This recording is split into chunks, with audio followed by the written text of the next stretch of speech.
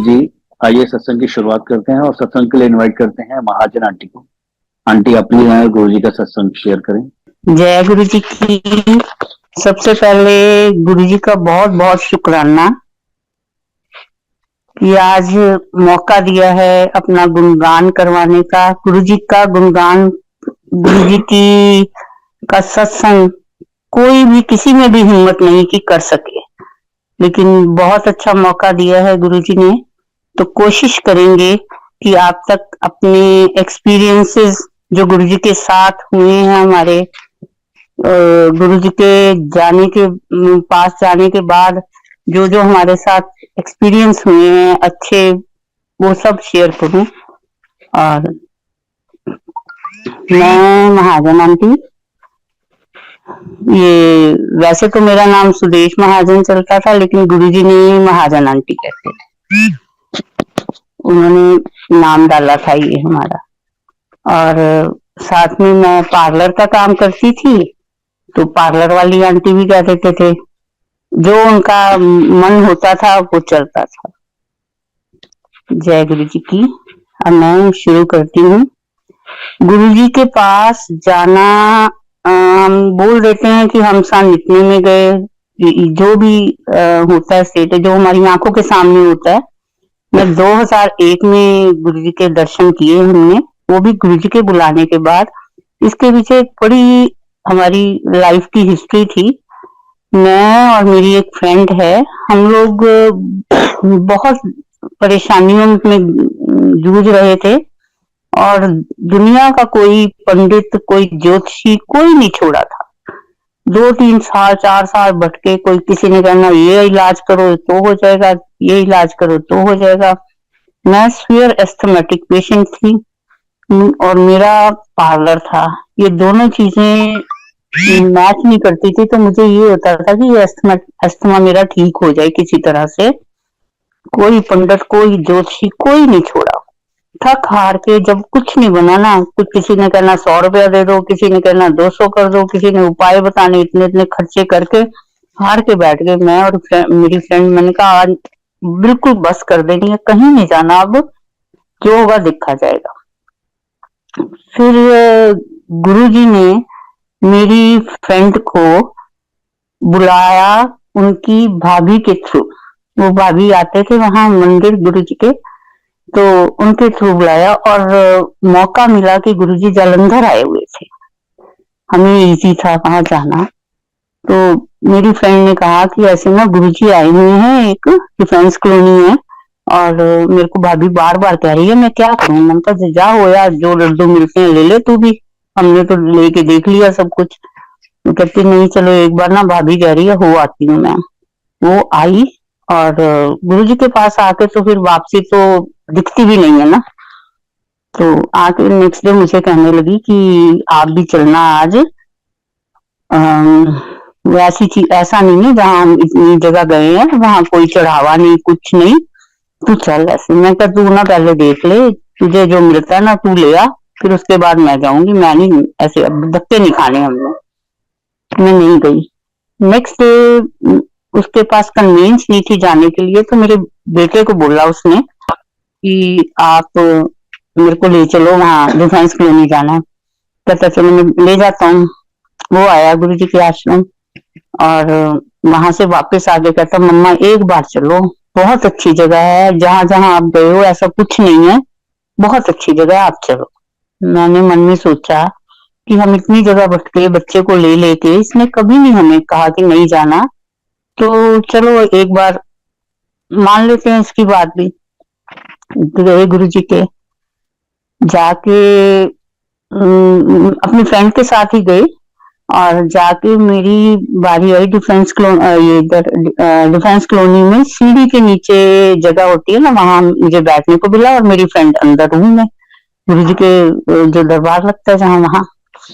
अब मैं तो वहां बैठ के ये सोचती हूँ कि उसको तो वो जानते हैं गुरु जी, क्योंकि उसको आवाजें दे दे के बुलाया कि उसको लेके आओ, वो बहुत भटकी हुई है ऐसे करके, उसकी भाभी के थ्रू। तो मैं क्या, मुझे तो जानते भी नहीं, उसका तो पता है वो हिंदू है, मेरा तो पता ही नहीं गुरु जी को कैसे करेंगे। जब बैठते थे गुरु जी तो सत्संग खत्म होता था तब गुरुजी हलवे का प्रसाद बांटते थे अपने हाथ से। तो लाइन में लगे हुए मेरे मन में ये विचार चल रहे हैं, और जैसे ही मैं गुरुजी के पास पहुंची हूँ तो कहते हैं हाँ की ना है तेरा। मैंने अपना नाम बताया, फिर मेरे तो नर्वसनेस शुरू हो गई, शरीर कांपना शुरू हो गया। मैं तो वहां बैठ के बात कर रही थी, गुरुजी को कैसे पता लगा। फिर कहते कित्थों आई है, मैंने बताया उनको भी यहाँ से ही आई हूँ। चलो हो गया, जर्नी शुरू हो गई। रोज 6 बजे हमने शटर डाउन करना, और बस ये होता था कि जाए वहां। एक खींच लग गई थी कि वहां जाके बड़ा सुकून मिलता है। और दूसरी बात ये भी थी कि जब हम जाते थे चाय प्रसाद मिलता था, मैंने चाय टेस्ट भी नहीं की थी पूरी लाइफ में। फर्स्ट टाइम जब हमें गुरुजी के मंदिर में चाय का प्रसाद मिला तो मैंने कहा मैं तो पीती ही नहीं। एक अंकल कहते कि ये गुरुजी का प्रसाद है, ये पी लो आप। और मेरे को तो चाय का टेस्ट भी ना लगे, मैं तो फर्स्ट डे तो मतलब पी गई मैं प्रसाद समझ के बस, लेकिन मुझे वो नहीं था कि पीनी है, जैसे चाय है भी चाय के नाम से ही जैसे मुझे वो होता था। लेकिन गुरुजी ने चाय पिला पिला के वहां तो सबको चाय मिलती थी, और हर बार चाय चलता रहा ऐसे, रोज जाना बैठना वहां जाना। मैंने गुरुजी ने मेरा नाम भी पूछ लिया। मेरे एक्चुअली 2 बेटे और सेट नहीं थे, तो बड़ी परेशानी सी लगती थी कि कैसे करें। सारी जगह भटक के देख लिया, कुछ नहीं बना। तो एक दिन क्या हुआ, गुरुजी हम दिल्ली गए, और दिल्ली वहां कैबिनेट के पास गुरुजी खड़े होते थे, तो हम गए। तो मैंने माथा टेका, और गुरुजी सीधे आके बोले हाँ की कहना है। वो हमारे अंदर की जानते, लेकिन हमें इतनी उनका वो था ही नहीं, नॉलेज ही नहीं थी। बस ये है कि इंसान के रूप में खड़े हैं और इनसे क्वेश्चन पूछ लो तो हो गया। वो तो अंदर तक जानते हैं हमारा तो पूरी स्कैनिंग कर लेते। तो कहते हाँ की कहना है। मैं क्या गुरुजी बच्चे नहीं सेट। 2 स्टेप पीछे जाके कहते हैं हाले तो ऐसी आप ही नहीं सेट हुए। मैं अपनी फ्रेंड को बोला, मैं कह इंदू आप नहीं सेट तो हमें क्या सेट करना। लेकिन उसके पीछे भी एक बड़ा रीजन था। हम लोग कहते हैं कि गुरुजी रीजन ऐसा था कि हम कहते हैं कि गुरुजी से हम 2001 में मिले। मैं 2001 में गई थी, लेकिन उनका हमारा जन्म जन्म के रिश्ते हैं। ये बात है 88 की, जब हमें पता भी नहीं था गुरुजी के बारे में। हमारी फैमिली 3 फैमिली हम वैष्णो देवी गए, और वहां मेरा छोटा बेटा जो 6 साल का था वो बिछड़ गया। आई थिंक पूरी रात और दिन चढ़े वो लड़का हमें 6-7 बजे के करीब मिला। और उस दौरान जो हम सबकी हालत थी कि वहां बारिश का माहौल, आंधी तूफान और बहुत गंदा माहौल। इस दौरान बिछड़ गया बच्चा हमारा, और है सिर्फ 6 साल का। इतनी परेशानी, कभी ऊपर कभी नीचे। मैं तो बैठ गई वहीं पे। मेरा शुरू से महामाई में बहुत विश्वास था। मैं किसी को नहीं मानती, मैं गुरुजी को भी नहीं इतना मानती थी जब मेरा महामाई पे विश्वास था। लेकिन वो विश्वास मेरा उस दिन टूट गया महामाई से भी। और जब 6-7 घंटे के बाद वो बच्चा मिला हमें, लेके हम वापस आ गए घर। लेकिन मैंने महामाई का ना मतलब छोड़ दिया सब कुछ, सिर्फ कंजक देती थी और सब छोड़ दिया कि मैंने नहीं आज के बाद मानना। इतना दुख, इतना तकलीफ चलता रहा है। उस दौरान फिर गुरुजी के दर पे आना शुरू हो गए। अब बैठे हुए थे गुरुजी, तब दिल्ली चले गए थे, तो हम जाते डेली थे मंदिर। जाके एक बार बैठे, और वहां गुरु संगत ने ध्यान लगाना सिखाया। वहां बैठ के ध्यान लगा रहे हैं, और गुरुजी कहते हैं, अक्टूबर का महीना था। गुरुजी ने हाथ ऐसे जैसे मार के बोलते हैं ना, तो बोले नराते रख। मैं क्या गुरुजी आप तो व्रत छुड़वाते हो सबके, और मुझे कह रहे हो नराते रख। मैं चुप। मैंने पास ही मेरे निर्मल आंटी बैठे थे, बड़ी पुरानी संगत है वो भी। मैंने कहा आंटी ऐसे ऐसे गुरुजी ने ध्यान में कहा है कि नराते रखो। तो गुरुजी कहता, आंटी कहते हाँ रखो नराते, कोई बात नहीं, गुरुजी जिसको कोई आज्ञा देते हैं तो वो करते हैं। मैंने कहा वो तो व्रत तुड़वाते हैं। कहते नहीं कोई बात नहीं, आपको आज्ञा मिली है, रखो ना। मैंने नवरात्रे रखने शुरू किए। फर्स्ट टाइम रखा, नेक्स्ट टाइम फिर जैसे टेलीपैथी से मेरा कनेक्शन बन जाता था, ध्यान लगता था, तो उनसे पूछा गुरुजी अब फिर रखने हैं नवरात्रे नेक्स्ट टाइम आए तो? कहते तेरे काम हो गए सारे। मैंने कहा ओके कोई बात नहीं, रखेंगे। रखती रही, नवरात्रे रखती रही। मैं सीवियर एस्थमेटिक थी, मेरी मम्मी को भी सीवियर अस्थमा था, और मेरा पार्लर पे जो काम था उसके लिए भी थोड़ा सा इस चीज से कस्टमर भी अवॉइड करते हैं, नो डाउट। तो मैंने उनको बोला कुछ नहीं, लेकिन चलता रहा ऐसे ही। एक दिन मैं बैठे हुए, सॉरी मैं भूल गई बीच में क्या। हाँ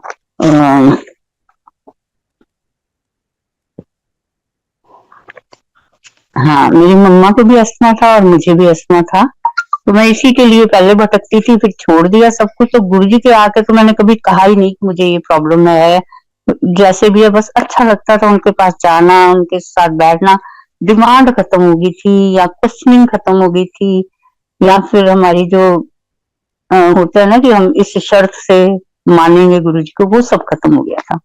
फुल डिवोशन जैसे होती है वो हो गई। अब गुरुजी ने कहा नवरात्रे रखो, मैंने नवरात्रे रखने शुरू कर दिए। और आप संगत जी यकीन नहीं मानेंगे, जितने घंटे मेरा बेटा बिछड़ा रहा उतने साल मेरे से नवरात्रे रखा के गुरुजी ने मेरे अस्थमा बिल्कुल क्योर कर दिया। आज की डेट में मुझे 10-12 साल हो गए हैं आई थिंक कि मेरा अस्थमा बिल्कुल क्योरेबल है। मेरे को एक जरा सा भी एहसास भी नहीं है इस चीज का कि मुझे अस्थमा है, जबकि सबने सुना हुआ है कि दमादम के साथ जाता है, और हेरिडिटी हो तो वो तो हड्डों में बसा होता है जैसे। तो ये तो छोटी छोटी सी बातें होती हैं हमारे साथ, जो गुरुजी ने हमें बहुत बहुत कुछ दिया है, बहुत कुछ। हम तो उनका थैंक भी नहीं कर सकते उतना जितना उन्होंने दिया। और हमारी भटकना खत्म की हमने। इधर उधर भटकते थे, कभी किसी पंडित के पास जाओ, किसी तरह एक ठहराव सा आ गया जिंदगी में बस। और जब गुरुजी ने दिल्ली जाना तो हमने दिल्ली भी बहाने ढूंढती थी मैं जाने के। हाँ, क्या हुआ कि मेरे एक्चुअली पेरेंट्स दिल्ली और मैं मैरिड इधर जालंधर में। तो जब गुरुजी दिल्ली चले गए, मुझे तो बहाने चाहिए थे दिल्ली जाने के लिए, क्योंकि फैमिली से जाने भी नहीं देंगे ऐसे स्पेशली कि आप जाओ गुरुजी के दर्शन करो, क्योंकि उस समय इतनी डिवोशन भी नहीं थी किसी को। तो क्या हुआ कि किसी की डेथ होनी तो भी मैंने मतलब प्रायोरिटी देनी कि मैं जाऊं, हस्बैंड को नहीं भेजना, पहले वही जाते थे। और अगर किसी की शादी है तो भी मैंने कहना मैं जाऊंगी, इसी बहाने गुरु जी के होके आएंगे। फिर कुछ भी हो, अच्छा बुरा जो भी हो, मैंने जाना। एक बार गुरु जी ने कह ही दिया कि माथा टेका, जैसे ही मैं उठी, मैनू थोड़ी मिलन आंदे ने, कोई मर जाए कोई जी जाए उन्होंने वास्ते आंदे ने, मेरे को आंदे ने, मैनू थोड़ी मिलन आंदे। और ये फैक्ट था, ये फैक्ट था। हम बहाने ढूंढते थे, हम डायरेक्ट नहीं कह सकते थे घर में, क्योंकि उस समय इतना डिवोशन नहीं थी किसी की भी। मेरा प्यार बन गया गुरु जी से, या उन्होंने मुझे अपने चरणों में लगा लिया, लेकिन वो नहीं बन रहा था। ऐसे ही लाइफ चलती रही। अब मैं आपको अपने बेटे का केस सुनाती हूँ। मेरा बेटा काम करता था कॉस्मेटिक्स का, उसका था पार्लर टू पार्लर, जैसे सामान सप्लाई करते हैं तो था। इसने इवेंट कराना था एक अमृतसर में, और जो पार्लर की होस्ट होती हैं उनको सौंप दिया कि आप मेंबर्स इकट्ठे कर लो, तो मैं यहाँ बुला के टीचर को जो भी अच्छा मिलेगा, जो भी टाइम के हाथ में, तो इवेंट कराएंगे। ओके हो गया। अब लड़कियों ने, उसका नाम था सलीम कुछ करके ऐसे नाम था, तो लड़कियां जो थी वहां की पार्लर वाली, उन्होंने उस जावेद हबीब एक नेम फेम है, उसका नाम प्रिंट करा के वहां अपने पब्लिसिटी करती इस चीज की, इलीगल टाइप जैसे कह लो कि उन्होंने गैदरिंग इकट्ठी करनी थी और नाम दे दिया जावेद हबीब का, सलीम का ना दे। अब क्या हुआ जी, जब वहां ये चल रहा था, बेटे को पता ही नहीं इस बात का, वो तो इवेंट मैनेज कर रहा था, वो तो टाइम टू टाइम गया और उसे तो पता भी नहीं कि ये चक्कर है। जब हबीब के लोगों को पता लगा तो वो वहां आ गए, झगड़ा करने लगे और पुलिस बुला ली कि इन्होंने आना तो होस्ट पे ही है ना सारा। जब किया लड़कियों ने देखी पुलिस और वो भाग गई और बेटा मेरा फंस गया वहां। अब उसको पुलिस लेने आ गई बाई चांस। वैसे मेरी वहां नीच रहती है अमृतसर में, वो उसी समय उनको फोन किया उसने, तो वो आ गए वहां और कहा कि ऐसा कुछ नहीं है। ये उसने बताया भी कि ये मेरा वाला ये देखो पैम्फलेट जिस जो मैंने इनको दिया था, इन्होंने चेंज करके बच्चों ने किया और वो भाग गई। तो कर करा के मेरे को जब फोन आया तो मैं बहुत परेशान हुई, कहता मम्मा फिर पुलिस लेके जा रही है। ऐसे मैं बैठ गई गुरुजी के दर पे ध्यान लगा के। मैं कहा गुरुजी अगर वो डिफॉल्टर है तो फिर जो करोगे मुझे मंजूर है, अगर वो डिफॉल्टर नहीं है तो मुझे मेरा बच्चा घर चाहिए। इतनी देर में सारा सर्कुलेट हो गया। वो एक आता था सावधान इंडिया करके ऐसे, तो उसमें आना शुरू हो गया। रात को मुझे फोन आने शुरू हो गए, जबकि बच्चा मेरा घर था उस समय। मेरे को फोन आने शुरू हो गए रिलेटिव्स के, सबके, भाई ऐसे ऐसे हुआ है, क्या हुआ है। मैंने कहा नहीं ऐसा कुछ नहीं है। कैसे कहाँ है, अभी कहाँ है। मैंने कहा वो तो घर में है। कहते आप झूठ बोल रहे हो। मैंने बात कराई, मैंने कहा ये देखो घर में है, क्या हुआ क्या। कहते कुछ नहीं, बताया नहीं मुझे और हमें भी नहीं पता। सुबह उठ के वो जॉब पे जाने लगा तो रास्ते में उसको पूछ रहे तू यहाँ है तो वहां कौन है। तो कहता क्या हुआ है। फिर बताया उन्होंने कि ऐसे ऐसे रात को न्यूज आई है उसमें सावधान इंडिया में, बता रहे हैं ऐसे फ्रॉड किया है, ये किया है, वो किया है, हबीब के नाम से उसने ऐसे किया। हम बड़े हैरान भी, हमें पता ही नहीं इस चीज का। चलो एनीवेज, सुबह फिर वो न्यूज रिपीट हो रही है, हमारे रिश्तेदारों के फिर फोन आने शुरू हो गए भी ये क्या है। मैं गुरु जी के आगे बैठी, मैंने कहा अगर वो डिफॉल्टर है तो ठीक है, बच्चा मेरा घर में है और ये न्यूज पे न्यूज चली जा रही है। फिर वो काम पे गया तब उससे भी यही क्वेश्चनिंग, बट मैं एक मन में मेरे एक सेटिस्फेक्शन थी कि ही इज नॉट डिफॉल्टर, वो बिल्कुल ठीक है। जो भी हुआ है ये मिसअंडरस्टैंडिंग है जो भी है, और ये इतने से नाम ये करके उसकी लाइफ में पता नहीं क्या गुरुजी ने काट के इतनी सी बदनामी भी। बच्चा ऐसे है, पुलिस में है, वो मेरे घर में बैठा है, इससे क्या उसके कष्ट काटे मैं नहीं जानती। लेकिन विश्वास जो है वो और बढ़ता गया, गुरु जी के साथ बढ़ता गया। एक बार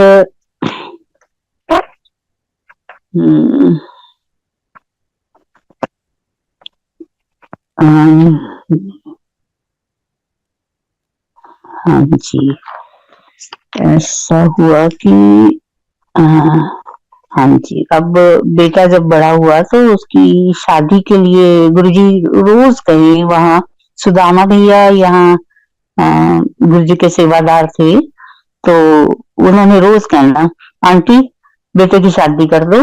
गुरुजी कहते हैं बेटे की शादी कर दो। उनका अच्छा, वही सेटिंग की प्रॉब्लम थी, कुछ ये चक्कर था जो केस हुआ ऐसा। तो फिर कहते आंटी सब ठीक हो जाएगा, भैया की शादी कर दो। गुरुजी चाहते हैं भैया की शादी कर दो। मैं कहा अच्छा ठीक है सुदामा भैया, फिर गुरुजी ने लड़की देखनी है, मुझे नहीं पता। मैं नहीं तो क्या होता है,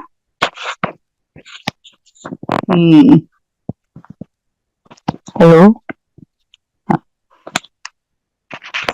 क्या होता है कि लड़की देखने जाना है और रिश्ता घर में आया मेरे, और उसके बच्ची के फादर जो है ना वो कहते हमें बिल्कुल ठीक लग रहा है रिश्ता, तो आप इसको देखने दिखाने की बात। मैं गुरुजी से एक ही बात बोली, गुरुजी मैंने बहुत लड़कियां नहीं देखी, मुझे वो दिखाना जो मेरे घर में आती, क्योंकि मेरे 2 बेटे हैं।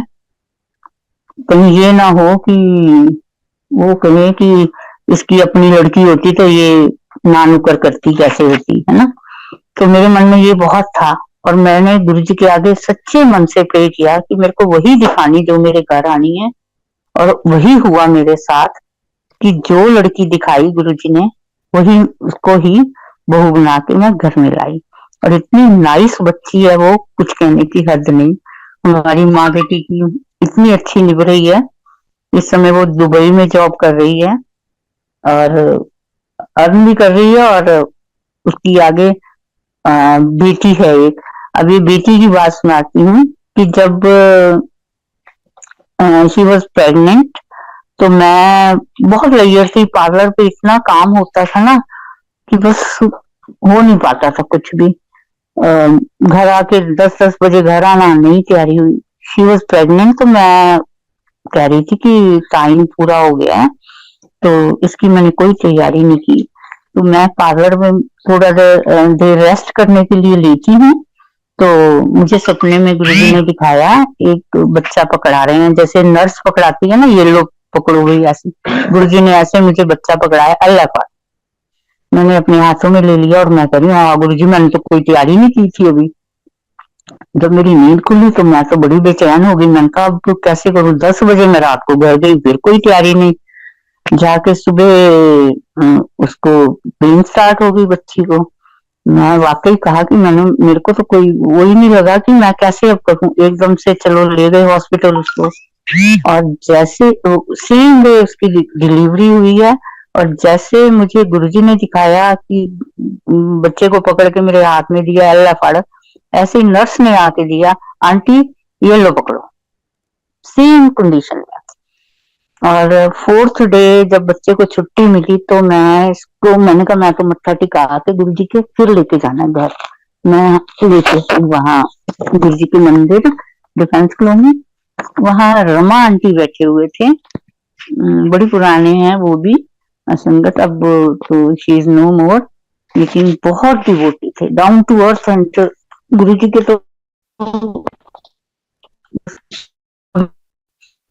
तो वहां बैठे हुए थे, कहते कि कितने दिन की है, मैंने कहा 4 डे की, हम हॉस्पिटल से ही लेके आए। कहते बहुत अच्छा किया आंटी, गुरु जी के चरणों में पहले लेके आए हो। तो कहते नाम क्या रखा है इसका, मैंने कहा मैंने तो अभी कोई नाम नहीं रखा, जो गुरु जी कहेंगे। कहते फिर श्रद्धा नाम रख दो। वहां गुरु जी ने इसको नाम दिया और रमा आंटी के मुंह से निकलवाया। और बड़ी अच्छी बच्ची है मेरी। मतलब गुरु जी कैसे कैसे ब्लेस करते हैं, ये उनके तरीके अपने हैं, हम लोग कुछ नहीं कर सकते इसमें। उसका करने का तरीका ही अलग है। और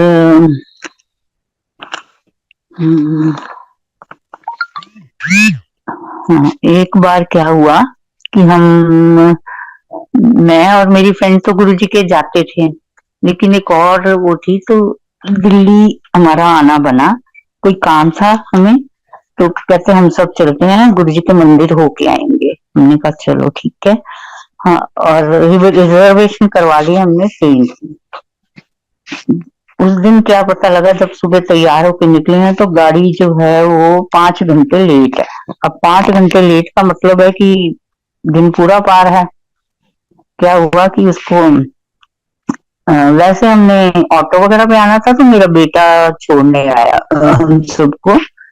तो जब वो निकल के गया, तो छोड़ के निकल गया, तो फोन किया हमने कि गाड़ी तो 5 घंटे लेट है। कहता फिर घर आना है वापस। मैंने कहा नहीं, हमें बस स्टैंड छोड़ दो, हम जाएंगे जरूर। हम 3 लोग थे, हम बस में बस स्टैंड उसने हमें छोड़ा। मतलब सोर्स बनाया ऐसे कि हमारा उस दिन क्या कष्ट काटा मैं नहीं जानती। कि हमें पहले स्टेशन पहुंचाया, स्टेशन 5 घंटे गाड़ी लेट है, वो उसका सॉर्ट आउट निकलवाया। बेटा गाड़ी पे छोड़ने आया था, अगर हम ऐसे वैसे आते तो जाना भी मुश्किल लग जाना था। बस पे छोड़ के गया हमें। तो बस पे हम सफर करके, टायरिंग सफर बहुत ज्यादा, और हम पहुंचे दिल्ली।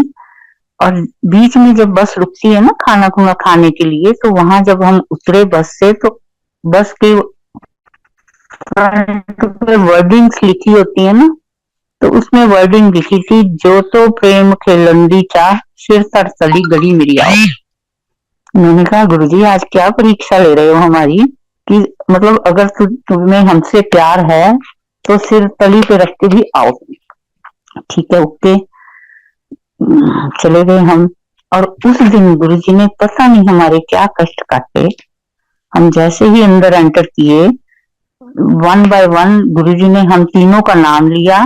मुझे जानते थे, मेरी फ्रेंड को जानते थे, और एक अननोन थी जो फर्स्ट टाइम गुरुजी के दर्शन करने आई, उसको भी जानते थे गुरुजी। गुरुजी तो खैर जाने जाने, हमें तो धीरे धीरे बाद में पता लगा। निर्मल आंटी बाई चांस वहां बैठे हुए थे, तो कहते कि बाद में हमें जब मंदिर में मिले ना, तो कहते आप वहां दिल्ली आए थे, तो गुरुजी ना एक एक का नाम लेके ब्लेस कर रहे थे। पहले आपका नाम लिया, पहले फ्रेंड का नाम लिया, इंदू आई है, ये पार्लर वाली भी आ रही है, फिर कहते अच्छा गीता भी आई है। मतलब ऐसे करके कर रहे थे। कहते उस दिन आपका पता नहीं क्या उन्होंने कष्ट काटा। मैं क्या, हमें नहीं पता, हम तो ऐसे धक्के खा के आए थे आंटी। भाई उस पे बस पे भी ऐसे लिखा था, जो तो प्रेम खिलंदी चाह सिर तर तली गली मेरी आओ। कहते हाँ सच्ची है। और ऐसे इस तरह से गुरुजी देखो हमें आराम से हमारी परेशानियों से मुक्त करते हैं, हमारे दुखों से मुक्त करते हैं, हमारे कष्टों से मुक्त करते हैं। इतनी बड़ी प्रॉब्लम मेरी सॉर्ट आउट कर दी सांस की, जो मैं अब मेरी एज 8+ हूँ मैं, लेकिन मुझे कोई प्रॉब्लम नहीं है। और मेरी मदर इन लॉ की हमने डेथ देखी है अस्थमा के कारण। सो गुरुजी जो है ना, मतलब पे ब्लाइंड फेथ करना, जैसे किंतु परंतु नहीं। थोड़ा सा मैं कुछ ये भी कहना चाहूंगी कि अब जो संगत जुड़ रही है ना, वो थोड़े से अपने प्रोटोकॉल बना रहे हैं। ऐसे गुरुजी के प्रोटोकॉल पे हम चलेंगे ना, सिंपल सत्संग करवाते गुरुजी, कोई उसमें धूमधाम नहीं, कुछ नहीं। हाँ, उनके गुरुजी के बर्थडे होता था, गुरुजी शिवरात्रि के बड़े फंक्शन होते थे, और बड़ा सिंपल। अब भी वहां जैसे लंगर चलता है वैसे लंगर चलता था। एक आध बार जरूर हुआ है फंक्शन ली, जैसे बफेज लगते हैं, लेकिन वहां बफे भी लंगर ही लगना है। लंगर है, उसमें अपनी थाली में जितना डालना है वो डाल लो, कर लो, ले लो, वेस्टेज नहीं करने देते थे। इतना सिस्टमैटिकली, इतनी संगत को संभालना और ये करना, ये गुरुजी ही कर सकते। हमारे एक सत्संग और करती हूँ कि मैं, मेरा बड़ा बेटा जो मुझे लेके गया गुरुजी के पास, आज वो इस दुनिया में नहीं है। उसकी बिफोर 1 मंथ एक्सपायर हुआ वो घर में, और गुरुजी उसको बड़े आराम से अपने पास ले गए हैं। मुझे उनके पास दिखाई देता है। एक ये मेंटली सेटिस्फेक्शन है कि वो गुरुजी के पास है। जाना तो सबने है एक दिन, कोई जल्दी कोई बाद में, लेकिन हमारे पेरेंट्स के बैठे हुए वो चला गया, तो इसलिए थोड़ा सा दुख लगता है।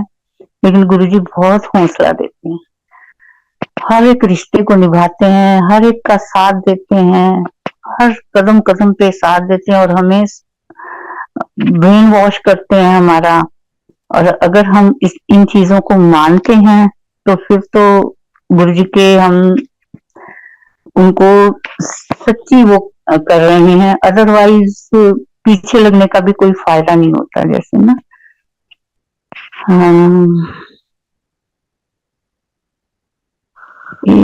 और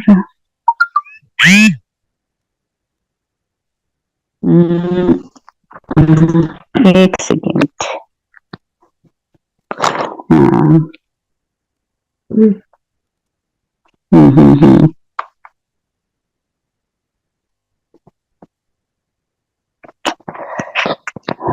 अब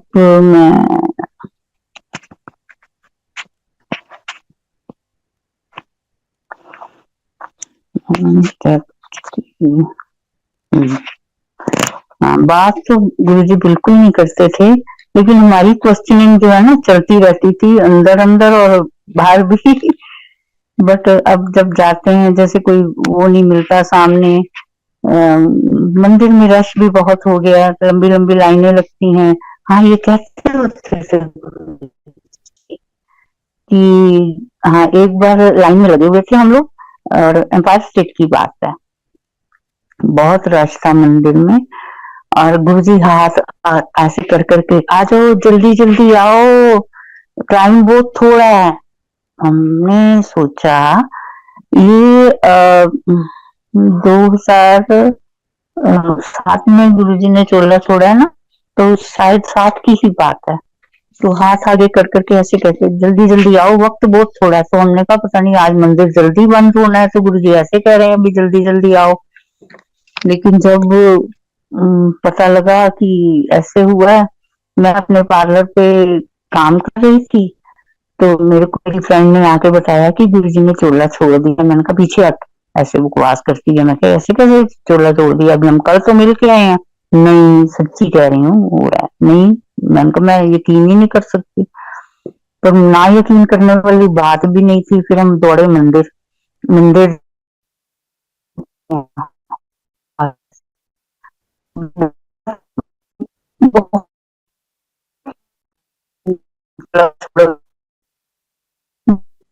चलो शारीरिक रूप से गए, बाकी तो मोर देन पावरफुल होके सबके काम सवार हैं। उस समय कहते होते थे कि सारी दुनिया मगर लग गई, दिल्ली क्यों आए, कि दिल्ली में ऐसे बहुत लोग भटके हुए हैं, इधर उधर अपनी बर्बादी करवा रहे हैं, और कल्याण करना है। एक जगह बैठे इतनी संगत होती थी और इतनी मैनेजमेंट अच्छी होती, कोई वो नहीं था सिस्टम। हाँ जी, चलो जी की बीच में प्रॉब्लम थी, टेक्निकल प्रॉब्लम वैसे चलती है। तो गुरु जी का बारे में कुछ भी कहना हमारे बड़ी बात वाली बात ही है, और उनको समझना ये सब तो बस की बात ही नहीं है, क्योंकि रब को कोई नहीं समझ पाया। चोट भी देते हैं तो वो हमारे भले के लिए है। अगर हमें हम ऐसे तो करने पे आए तो फिर कोई परेशान हो ही ना, लेकिन जो हम अपने कर्म लिखा के आए हैं, जो हमें शारीरिक भोग भोगने हैं, वो सब तो होना ही है इसमें। इसलिए गुरुजी की भी माने और गुरुजी को भी माने, ये दोनों बातें साथ साथ चलेंगी तो ही गुरुजी खुश होंगे। और बस तो उन्होंने करना ही है, जो उन्होंने जिनको बुला लिया अपनी शरण में, ब्लेस तो उन्होंने करना ही है। उनका तरीका अपना है, समय उनका अपना है, जब जिसके लिए जो अच्छा है वो करेंगे। बस इतना ही कहते हुए मैं वाणी को विश्राम देती हूँ। संगत जी बहुत बहुत शुक्राना, गुरु जी का बहुत बहुत शुक्राना, ये अवसर दिया। जय गुरु जी, जय।